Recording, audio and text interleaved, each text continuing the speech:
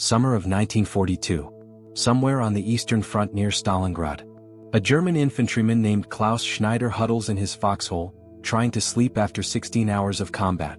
He's exhausted, filthy, hasn't had a hot meal in 3 days. Above him the Russian sky is black. No moon, just stars and silence. Then he hears it, a soft whooshing sound, like wind through fabric, like a broom sweeping across the sky. Klaus sits up. Around him, other soldiers are stirring. They all hear it, that eerie sound drifting through the darkness, getting closer. The veterans in the unit know what's coming. They're already diving for cover. Nachthexen, someone screams. Night witches. Klaus looks up just in time to see a dark shape glide overhead. Silent except for that whooshing. No engine roar. No propeller whine. Just that ghostly sweeping sound. Then boom. Explosions rip through the German positions. Supply depot erupts in flames. Machine gun nest vaporized. Men screaming. The shape is gone. Vanished into darkness. Before Klaus can process what happened, another one appears. Same whooshing sound. Same silent glide. Another explosion. And another. And another. All night long. Every 30 minutes. Sometimes every 15 minutes. Wave after wave of these phantom aircraft dropping bombs and disappearing before anyone can shoot back. By dawn, Klaus hasn't slept. None of them have. The witches made sure of that. And tonight they'll be back. And the night after that. And the night after that. For 3 straight years, the night witches will fly over German positions, bombing, harassing, denying the enemy sleep, breaking their morale one mission at a time. Welcome to the 588th Night Bomber Regiment. The most feared all-female combat unit in World War II. Flying in wooden biplanes designed for crop dusting. Operating in temperatures that would freeze your skin to metal. Dropping bombs at altitude so low that parachutes were useless. Fighting a war that the Soviet High Command initially said women couldn't fight. These weren't ferry pilots. These weren't nurses. These were combat aviators. Bombers. Flying into enemy fire. Killing German soldiers. And scaring the absolute hell out of the Wehrmacht in the process. This is the story of how a group of teenage girls and 20-somethings armed with plywood planes and sheer determination became legends. How they flew over 30,000 combat missions. How they earned 23 Hero of the Soviet Union medals. And how they proved that when you give women the tools and the chance, they'll fight just as hard and just as effectively as any man. And it starts with a woman who refused to take no for an answer. September 1941. Moscow is burning. The German Wehrmacht is within sight of the Kremlin. Soviet forces are collapsing on all fronts. Stalin is panicking. The Soviet Union is weeks away from total defeat. And in a military headquarters in Moscow, a woman named Marina Raskova is arguing with generals who don't want to hear what she has to say. Marina Raskova is already famous. The Soviet Amelia Earhart, they call her. In 1938, she set a world record for longest non-stop flight by a woman. Over 3,700 miles from Moscow to the Far East. She's a celebrity. A hero of the Soviet Union. And now she's demanding permission to form all-female combat aviation units. The generals look at her like she's insane. Women flying combat missions? Ridiculous. Women belong in factories. In hospitals. Supporting the war effort from safe positions. Not in the air dropping bombs on Germans. But Raskova doesn't back down. She's been receiving letters. Hundreds of them. Thousands of them. From women across the Soviet Union. Pilots. Navigators. Women who learned to fly in the Soviet Union's extensive civilian flying clubs during the 1930s. Women who want to fight. Who are begging for the chance to defend their country. We have trained pilots sitting at home while German bombers destroy our cities, Raskova argues. We're losing the war because we don't have enough pilots. And you're telling me we can't use qualified aviators because they're women? The generals are unmoved. Women in combat violates every military tradition. It's unseemly. Improper. Women aren't built for the physical demands of aerial combat. They'll crack under pressure. They'll get emotional. They'll fail. Raskova has heard all these arguments before. She's ready for them. Then let me prove you wrong, she says. Give me permission to form 3 regiments. Fighters, bombers, night bombers. All female. Pilots, navigators, ground crews, mechanics. Everything. If we fail, you can disband us. But if we succeed, you'll have 3 full regiments you didn't have before. The generals still aren't convinced. But Raskova has an ace up her sleeve. A direct connection to Joseph Stalin himself. She's one of his favorites. a propaganda symbol of Soviet achievement. And when she requests a personal meeting with Stalin to discuss women's combat aviation units, he grants it. October 8, 1941. Stalin issues Order No. 0099, the creation of 3 all-female aviation regiments. The 586th Fighter Aviation Regiment, the 587th Bomber Aviation Regiment, and the 588th Night Bomber Regiment. Raskova has won. Now she just has to prove everyone wrong. The recruitment call goes out. Applications flood in. Over 2,000 women apply. Most are in their late teens or early 20s. Some are still in school. Some are already working as civilian pilots or flight instructors. They come from every corner of the Soviet Union. Factory workers, students, farm girls, daughters of party officials, all united by one thing: they want to fight. Raskova interviews them personally, looking for something more than just flying skills. She needs women who can handle stress, who can function under extreme pressure, who won't break when friends die and missions fail and the Germans shoot their planes full of holes. She selects 400, splits them into the 3 regiments. The most experienced pilots go to the 586 fighters. They'll get the newest Yak-1 aircraft. The second-tier pilots go to the 587th bombers. They'll fly P-2 dive bombers. And the least experienced? They go to the 588th Night Bomber Regiment. They'll get the Polikarpov Po-2 biplanes. The Po-2, a training aircraft from 1928, originally designed for teaching student pilots, later used for crop dusting, made of plywood and canvas. Maximum speed 90 miles per hour. Can carry exactly 2 bombs, 1 under each wing. No armor, no guns, no radar, no radio, no parachutes because they add weight and you're flying too low for them to work anyway. The women of the 588th look at their assigned aircraft and realize they've been given death traps. Some call them coffins with wings. The planes are so flimsy that tracer bullets will ignite them like paper. They're so slow that German fighters could shoot them down while barely trying. They're so primitive that navigation requires maps, compasses, stopwatches, and prayer. But Raskova looks at these young women and sees potential. The Po-2 might be obsolete, but it's also small, maneuverable, and critically, it's too slow to show up on German radar. Too small to trigger infrared detectors. Made of wood and canvas so it doesn't reflect radio waves. The Po-2 is effectively invisible to German technology. We'll use that, Raskova tells them. We'll fly at night. Oh, silent. The Germans won't see us coming. And by the time they realize we're there, we'll be gone. November 1941 to May 1942. Training. The women learn everything. Not just how to fly. How to navigate in complete darkness using only stars and landmarks. How to maintain aircraft in field conditions with minimal tools. How to load bombs. How to calculate bombing trajectories without computers or targeting systems. How to survive if shot down behind enemy lines. They're issued uniforms. Except there are no uniforms designed for women. So they get men's uniforms. Boots 3 sizes too large. Flight suits that hang off their frames. They stuff their boots with newspaper to make them fit. They take in the flight suits themselves with needle and thread. Male pilots at the training base mock them. Call them little sisters. Say they're playing at war. That they'll wash out the first time they see combat. That they're wasting valuable training resources on a publicity stunt. The women ignore them. They're too busy learning. Too focused on proving everyone wrong. One of these women is Nadezhda Popova. Nadia to her friends. 19 years old. From a small village in Ukraine. She learned to fly at 15 without telling her parents. Made her first parachute jump at 17. By 18 she was a certified flight instructor. Then the Germans invaded. They killed her brother Leonid. They occupied her home village. Turned her parents' house into a Gestapo headquarters. Nadia watched German aircraft strafe civilians trying to evacuate. Women, children, gunned down in the streets. That's when the war stopped being political and became personal. That's when she decided she would fight. Would kill Germans. Would make them pay for what they'd done to her family and her country. But when she tried to enlist, the military turned her away. Women weren't allowed in combat. She could work in a factory. She could serve as a nurse. But she couldn't fly combat missions. Then Raskova's recruitment call came. Nadia applied immediately. Got accepted. And now she's training to fly night bombing missions in a wooden biplane that might catch fire if someone sneezes at it. She's terrified. But she's also determined. The Germans took everything from her. Her brother. Her home. Her sense of safety. She's going to take something from them. Their sleep. Their peace. Their lives.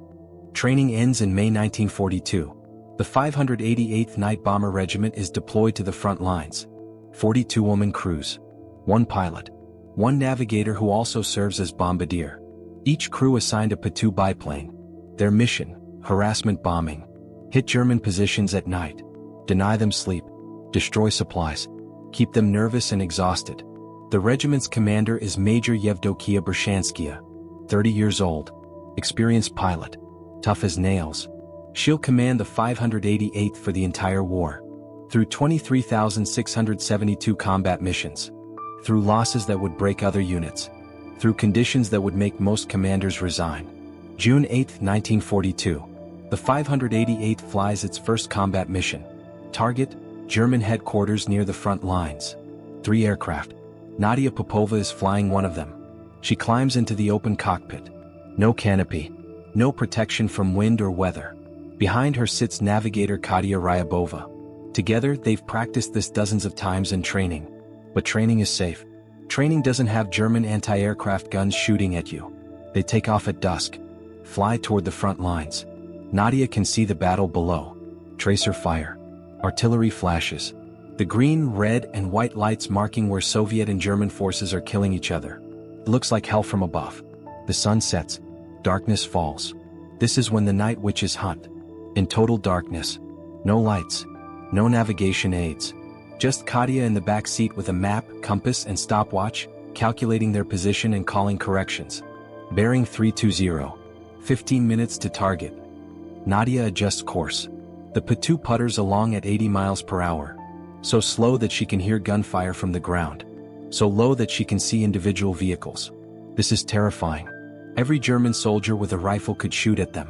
One lucky hit and they're going down. Searchlights. Katia shouts. Suddenly the sky explodes with light. German searchlights sweep across the darkness. Looking for them. If they get caught in a beam, anti-aircraft guns will zero in. They'll be dead in seconds. Nadia banks hard right. The Po-2 is so maneuverable it can turn on a dime. The searchlight sweeps past. Misses them. But now there are more searchlights. Creating a web of light that they have to navigate through. The plan is simple. The first 2 aircraft will act as decoys. Draw German fire. The third will sneak in and drop the actual payload. Nadia is flying decoy. Her job is to survive long enough for the third plane to complete the bombing run. She dives. Pulls up. Banks left. Throws the Po-2 into maneuvers that would stall a faster aircraft. German anti-aircraft guns open up. Shells exploding around them. Shrapnel pinging off the wooden frame. One piece rips through the canvas wing. Another punches a hole in the fuselage inches from Nadia's head. We're hit. Katia screams. We're fine. Nadia screams back. Hold on. The third aircraft makes its run. Drops its bombs. Boom. The German headquarters erupts in flames. Mission successful. Now they just have to get home. Nadia turns for base. Behind her, German searchlights are going crazy. Anti-aircraft fire saturating the sky. But they're flying low. Hugging terrain. Using hills and trees as cover. The Germans can't get a clean shot. They make it back. Land at their temporary base. Climb out of the aircraft. And that's when they see the damage. 42 bullet holes. Not an exaggeration. Nadia counts them. 42 holes in her plane. In her map. In her helmet. She and Katia should be dead. The only reason they're not is luck.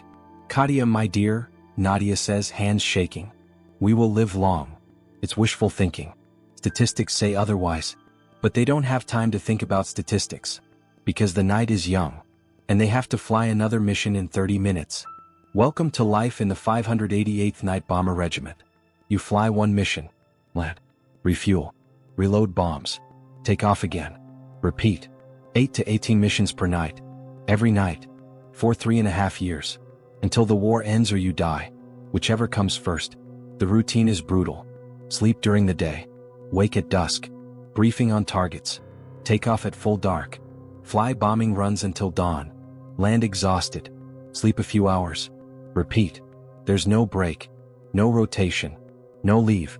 Just constant operations until your aircraft is too damaged to fly or you're too wounded to continue. The Germans learn to fear that sound. The whooshing of wind through canvas struts as Po-2s glide toward targets with engines cut. They call the women Nachthexen, night witches. It's meant as an insult. The women adopt it as a badge of honor. German soldiers spread rumors. The night witches must be criminals, convicts forced to fly suicide missions. Or they're drugged, given chemicals that let them see in the dark, injections that make them immune to fear. Because women couldn't possibly be this effective through skill alone. There has to be some explanation, some trick, some secret. Nadia laughs when she hears these rumors. This was nonsense, of course. What we did have were clever, educated, very talented girls. But the psychological warfare works. German soldiers on the Eastern Front learn to dread nightfall, because that's when the witches come. And there's no defense. You can't see them. Can't hear them until it's too late. Can't shoot them down because by the time you're aiming they're already gone. All you can do is endure. And try not to go crazy from sleep deprivation. The night witches develop tactics. The first plane acts as bait. Draws searchlights and anti-aircraft fire. The second plane circles around. Hits searchlights and gun positions. The third plane, protected by the chaos, makes the actual bombing run. Then all three scatter. Regroup. Hit another target. Over and over until dawn. They fly so low that German fighters can't engage them. A Messerschmitt Bf 109 stalls out at 120 miles per hour. The Po-2's top speed is 90. If a German fighter tries to slow down enough to match speeds, it falls out of the sky. The only way to attack a Po-2 is to dive on it. But the witches fly so close to the ground that diving is suicide. German pilots trying to intercept them often crash trying to follow them through valleys and around hills. There's one exception. July 31, 1943.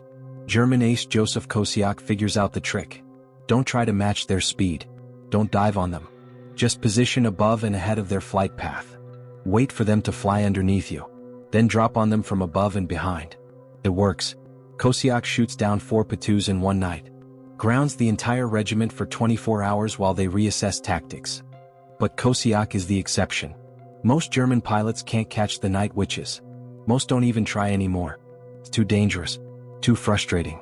The Po-2s are ghosts. They're 1 second. Gone the next. And every time you chase them, you're burning fuel and risking crashing into terrain you can't see. Winter 1942. Stalingrad. The temperatures drop to negative 48 degrees Celsius. That's negative 54 Fahrenheit. Cold enough to freeze flesh instantly. Cold enough that if you touch metal with bare skin, the skin tears off when you pull away. The night witches keep flying. Open cockpits mean full exposure to wind chill. At 80 miles per hour, the effective temperature is even colder. Ice forms on their goggles. Frost collects on their scarves. Their fingers go numb on the controls. But they fly. Because German forces are surrounding Stalingrad. Soviet troops are trapped. Supplies need to be dropped. And the only aircraft that can fly low enough to hit specific drop zones are the Po-2s. Nadia Popova flies supply missions over Stalingrad. Food. Ammunition. Medical supplies. Dropping them to Soviet forces holding out in the ruins. It's even more dangerous than bombing runs. You have to fly slower, lower, more predictable. Germans shoot at everything. The city is a maze of ruins and rubble that's hard to navigate even in daylight. At night it's a death trap. On one mission, Nadia's aircraft takes so much damage she has to make an emergency landing behind Soviet lines. Crashes into a field. Survives. Spends 3 days walking back to base through winter conditions that kill people regularly. Makes it back alive. Gets a new plane. Flies again that night. This is the kind of determination the 588th operates on. Crash? Walk back. Plane destroyed? Get a new one. Wounded? Fly until you physically can't anymore. The mission is everything. Personal survival is secondary. August 2, 1942. Nadia's luck almost runs out. She's flying a daylight reconnaissance mission. Rare for the night witches who normally only fly after dark. But intelligence needs photos of German positions. So Nadia and Katia take off in broad daylight in a slow, unarmed wooden biplane. German fighters spot them immediately. 2 Messerschmitt Bf 109s. Fast. Armed. Piloted by experienced pilots who've been waiting for an easy kill. They dive on Nadia's Po-2 like hawks on a mouse. Nadia does the only thing she can. She dives for the ground. Full throttle. Straight down. The Po-2 screams. Wooden frame rattling. Canvas wings flapping. She pulls out at treetop level. The German fighters overshoot. Pull up. Circle around for another pass. But Nadia doesn't run. She knows she can't outrun them. Can't outclimb them. Can't fight them. So she does something insane. She turns into the attack. Flies straight at the lead Bf-109. The German pilot is so surprised he breaks off. Banks away. Doesn't want to risk collision. That gives Nadia seconds. She dives into a ravine. Follows a riverbed. Terrain so rough the German fighters can't follow without risking crash. She flies through valleys. Around hills. Using terrain masking. The Germans lose sight of her. Give up. Go hunt easier prey. Nadia lands at a forward airfield. Climbs out shaking. Her plane is shot full of holes. Hydraulics leaking. Control surfaces damaged. Katia is crying. Nadia hugs her. We're alive. That's all that matters. But it's not all that matters. Because they have to report back to base. And when they do, a Soviet motorized column is passing through. Wounded being evacuated. Among them is a fighter pilot named Semyon Kharlamov. He's reading a book. And quiet flows the dawn. Nadia notices him. He notices her. They start talking. 3 years later they'll get married. But right now, in August 1942, with the war raging and death everywhere, all they have is this moment. A brief connection. A reminder that life exists beyond combat. Nadia files her report. Gets a new aircraft. Flies again that night. Because that's what you do in the 588th. You survive. You fly. You fight. Until you can't anymore. By the end of 1942, the Night Witches have flown over 8,000 sorties. They've destroyed supply depots. Blown up ammunition dumps. Taken out artillery positions. Disrupted German troop movements. And most importantly, they've denied German soldiers sleep. Night after night after night. The psychological impact is devastating. German soldiers on the Eastern Front are exhausted. Jumpy. Making mistakes. Command effectiveness drops. Morale plummets. All because a bunch of women in wooden biplanes won't let them rest. And the casualties? Surprisingly low. The Po-2's very weaknesses are strengths. Too small to hit easily. Too maneuverable to track. Too low and slow for German fighters to engage. Of the 40 original crews, 30 are still flying by January 1943. Those numbers are better than most bomber units. Male or female. The Soviet High Command notices. The same generals who said women couldn't handle combat are now pinning medals on female aviators. The propaganda value is enormous. Soviet citizens see their daughters, sisters, and mothers fighting and winning. It's powerful. Motivating. Proof that everyone can contribute to defeating the fascist invaders. But not everyone is impressed. Male pilots at other bases still mock the Night Witches. Call them the Flying Sisters. Say they're only successful because they fly at night in obsolete planes where nobody can see how badly they're performing. Real pilots fly real aircraft in daylight against real opposition. Then something happens that shuts them up. January 4, 1943. Marina Raskova, the woman who created the female aviation regiments, the Soviet Amelia Earhart, the legend who made all this possible, takes command of a P-2 bomber group. She's been training pilots and managing logistics. Now she wants to fly combat missions. Lead from the front. She takes off in heavy weather. Flies toward the front lines. And crashes. Visibility is zero. Navigation is impossible. The P-2 slams into terrain at full speed. Marina Raskova dies instantly. Along with her entire crew. The news hits the Night Witches like a bomb. Raskova was their mother. Their inspiration. The reason they're flying. And now she's gone. Killed by weather and bad luck and the random cruelty of war. Stalin orders the first state funeral of World War II. Raskova's ashes are interred in the Kremlin wall. Honored like generals and party leaders. The message is clear. Her sacrifice matters. The female aviation regiments matter. The women who fly them matter. The Night Witches grieve. But they don't stop. Because Raskova wouldn't want them to stop. She'd want them to fly. To fight. To win. So that's what they do. 1943. The war turns. Stalingrad holds. The Germans are pushed back. Soviet forces go on the offensive. And the Night Witches go with them. Flying over Kursk. Over Ukraine. Over Belarus. Following the front lines west. Always at night. Always in those rickety wooden biplanes. Always dropping bombs and denying sleep and slowly grinding down German resistance. Nadia Popova becomes one of the most decorated pilots in the regiment. She flies 852 combat missions. That's not a typo. 852 missions. Each one a separate flight into enemy territory. Each one a chance to die. By war's end, she'll have spent more time in combat than most soldiers spend in the entire military. Her record? 18 missions in one night. Over Poland in 1944. She took off, flew to target, dropped bombs, returned to base, refueled and rearmed, took off again. Repeat 18 times between sunset and dawn.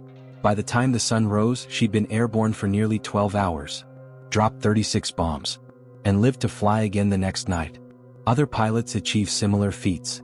Irina Sabrova flies 1,008 missions. Yevdokia Bershanskaya, the regiment commander, flies 860. These aren't exceptional. These are normal for the 588th. You fly until you die or the war ends. There's no middle ground. The planes take incredible damage. One pilot returns with the entire lower fuselage missing, shot away by anti-aircraft fire. She lands the aircraft by feel because she can't see the ground through the hole where the floor used to be. The plane is written off as unsalvageable. The pilot is assigned a new aircraft and flies that night. Another pilot gets hit by shrapnel. Pieces of metal tear through her leg. Bone fracture. Heavy bleeding. She finishes the mission. Lands. Gets medical treatment. Refuses evacuation. Flies again 2 days later with her leg in a splint. This is the culture Bershanskaya builds. Toughness. Resilience. Absolute commitment to mission. The 588th doesn't quit.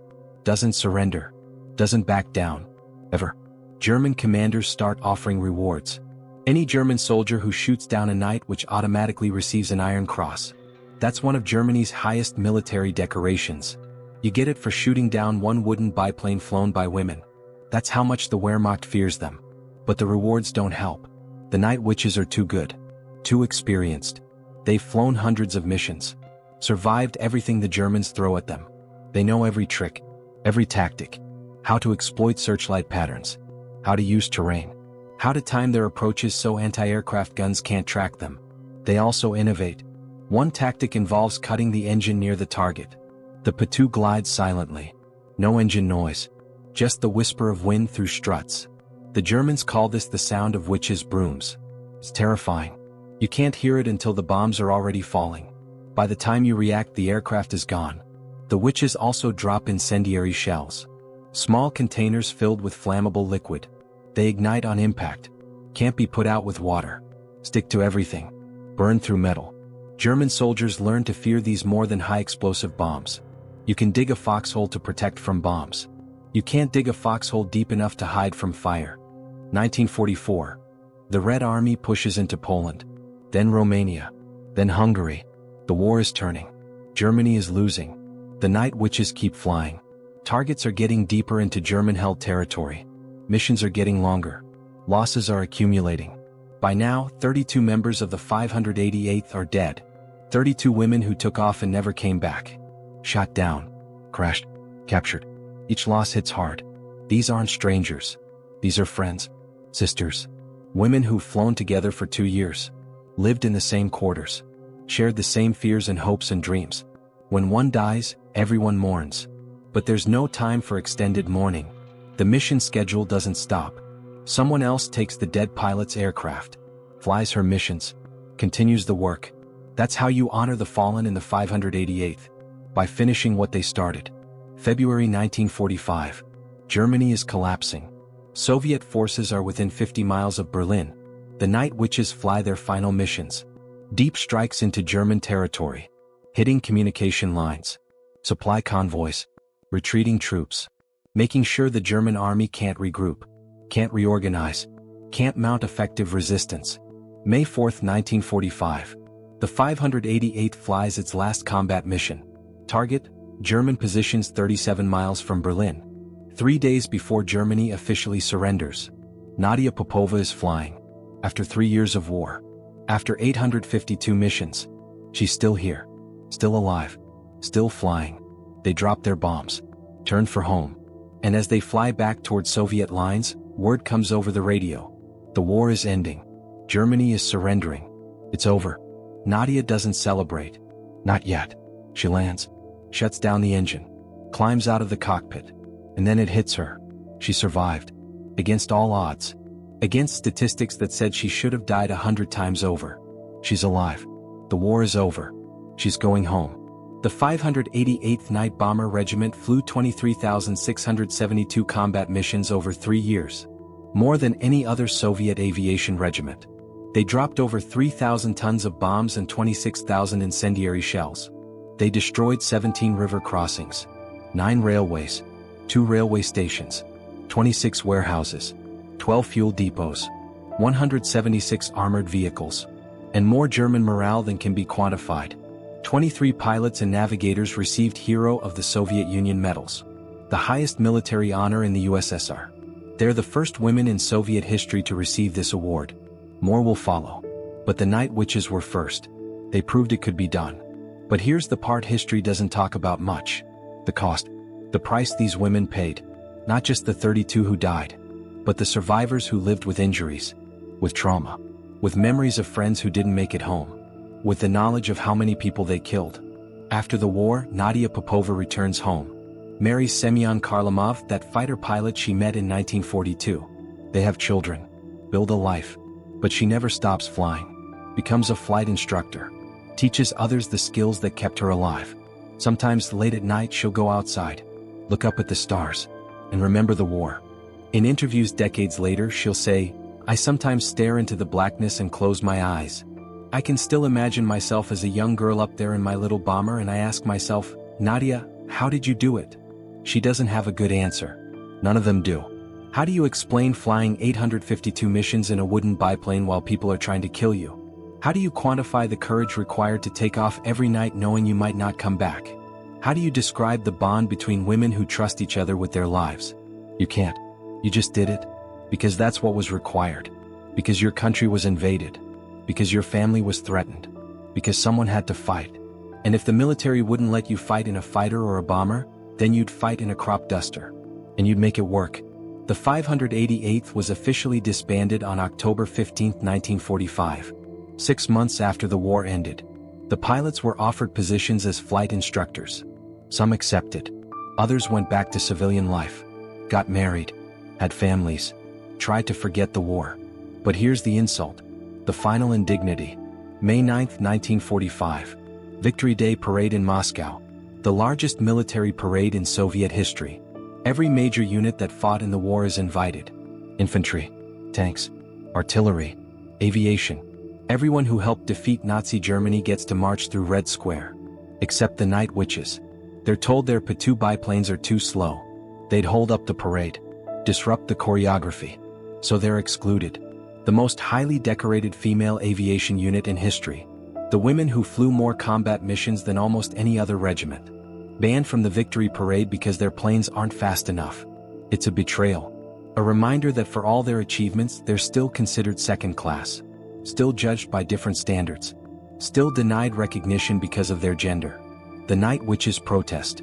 It doesn't matter. The decision stands. They watch the parade from the ground, cheering for their male counterparts, hiding their disappointment, swallowing the injustice. And then history forgets them. For decades, the Night Witches fade into obscurity. In the West, nobody knows they existed. In the Soviet Union, they're footnotes, mentioned briefly in official histories, never given the recognition they deserve. It's not until the 1990s that their story re-emerges. Historians start interviewing surviving members, recording their experiences, publishing books, making documentaries. Suddenly, the world discovers that during World War II, Soviet women flew combat missions in wooden biplanes and terrified the German army. People are shocked, amazed. How did this story stay hidden for so long? How did we not know about this? The answer is simple. History is written by those in power. And the people in power after World War II didn't want to emphasize women's combat roles. It complicated narratives about proper gender roles, made it harder to push women back into domestic positions. So the Night Witches were quietly written out of history, reduced to footnotes, made invisible. But the truth doesn't stay buried forever. And now, 80 years later, the Night Witches are finally getting recognition. Books, films, graphic novels, video games, museums, memorials. The story is spreading. The legend is growing. In 2013, Nadia Popova died at age 91. She was one of the last surviving Night Witches. Her obituaries appeared in newspapers around the world. The New York Times, The Guardian, Le Monde. Major publications honoring a woman who flew 852 combat missions and survived when so many didn't. In the obituaries they quoted her most famous line. Asked why she flew so many missions, risked her life so many times, kept going back night after night when she could have requested transfer or claimed injury or simply said enough. Her answer was simple. At night sometimes I look up into the dark sky, close my eyes and picture myself as a young girl, up there in my little bomber. And I ask myself, Nadia, how did you do it? She never answered that question. Not really. Because there is no answer. You can't explain courage. You can't quantify determination. You can't measure the strength required to fly into enemy fire 852 times and somehow survive. You just did it. Because that's what was needed. Because your country was invaded and your family was threatened and your brother was dead and the Germans were burning your homeland. You did it because someone had to. And if the military said women can't fight, then you proved them wrong. Every single night. For 3.5 years. Until the war ended or you died. And somehow, impossibly, you lived. Today if you visit Moscow, there's a memorial to the Night Witches. A statue of Marina Raskova with her arm raised, pointing toward the sky. Around the base are the names of the 32 women who died in combat. Carved in stone. Permanent. Honored. But here's what that memorial doesn't capture. The cold. The fear. The exhaustion. The nights when you took off knowing you might not land. The moments when searchlights caught you and anti-aircraft fire exploded all around and you threw your wooden plane into maneuvers that should have torn it apart but didn't because you were just that good. The morning you landed and counted bullet holes and realized you should be dead but weren't. The friend who took off next to you and never came back and you had to fly again that night in her place. The memorial has names and dates. But it doesn't have the sound of wind through canvas struts as you glide toward a target with your engine cut. It doesn't have the smell of aviation fuel and sweat and fear in an open cockpit at -40 degrees. It doesn't have the feeling in your stomach when searchlights sweep across the sky and you know if they catch you, you're dead. It doesn't have the weight of 800 missions pressing down on your shoulders. The knowledge that you've killed hundreds of people. The guilt mixed with pride mixed with trauma that never fully heals. The Night Witches weren't superheroes. They were women. Young women. Teenagers and 20-somethings who volunteered to fly obsolete aircraft into combat because their country needed them and they refused to sit on the sidelines. They were scared. They cried. They got angry. They made mistakes. They crashed. They died. But they also flew more combat missions than almost any other unit in the Soviet Air Force. They terrified one of the most powerful militaries in human history. They proved that gender has nothing to do with courage or competence. And they did it while being paid less than male pilots, being excluded from victory parades, and being mocked by the very people they were protecting. Here's something else the memorial doesn't mention. After the war, many Night Witches struggled to adjust to civilian life. Nadia Popova had nightmares for decades. She'd wake up in the middle of the night convinced she was back in the cockpit, German searchlights hunting her, anti-aircraft fire exploding around her. Her husband Semyon would hold her until the shaking stopped. He understood. He'd been a fighter pilot. He had his own nightmares. Others couldn't talk about the war at all. The trauma was too deep. The memories too painful. They'd gone from flying combat missions every night to working office jobs or teaching school or raising children. The transition was impossible. How do you go from hunting Germans in the darkness to making dinner and helping with homework? How do you reconcile the person who dropped bombs on human beings with the person who tucks children into bed? Some never did. They lived with the disconnect. Carried the war inside them like shrapnel that couldn't be removed. Smiled during the day and screamed in their sleep at night. And Soviet society didn't help. After the war, women were expected to return to traditional roles. Factory work. Domestic service. Motherhood. The government that had mobilized women for combat now wanted them back in their place. The Night Witches who'd risked their lives for the motherland were told to go home, get married, have babies. Be good Soviet women. Many did. What choice did they have? But they never forgot. Never stopped being pilots in their hearts. Never stopped looking at the night sky and remembering when they owned it. There's one more story that needs to be told. September 2017. Russia issues a postage stamp honoring the Night Witches. The stamp shows a Po-2 biplane silhouetted against a full moon. Simple. Elegant. Beautiful. But here's the thing that makes that stamp powerful. It took 72 years. 72 years after the war ended. 72 years for Russia to officially recognize the Night Witches with something as simple as a postage stamp. Most of the women were dead by then. Never got to see their unit honored. Never got the recognition they deserved while they were alive to appreciate it. That's the real tragedy of the Night Witches. Not that they fought. Not that some died. But that their own country waited until they were gone before acknowledging what they'd accomplished. The Soviet Union used them as propaganda during the war, then ignored them afterward, wrote them out of history, made them invisible. And only decades later, when most were dead, did anyone bother to remember. But their legend survives. In 2019, a graphic novel called Night Witches became a bestseller. Young people around the world discovered the story. Were amazed. How did we not know about this? How were we never taught that Soviet women flew combat missions in wooden biplanes and terrified the Nazi army? In 2021, a Russian filmmaker announced plans for a big-budget film about the 588th. Hollywood is developing its own version. The story is finally breaking into mainstream consciousness. 80 years too late for the women who lived it, but better late than never. And somewhere, in the spaces between what's documented and what's remembered, there are ghosts.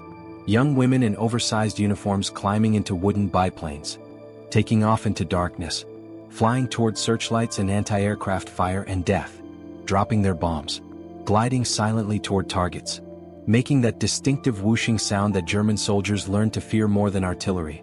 The Night Witches are still flying. In memory, in legend, in the imaginations of people who hear their story and can't believe it's real. But it is real. It happened.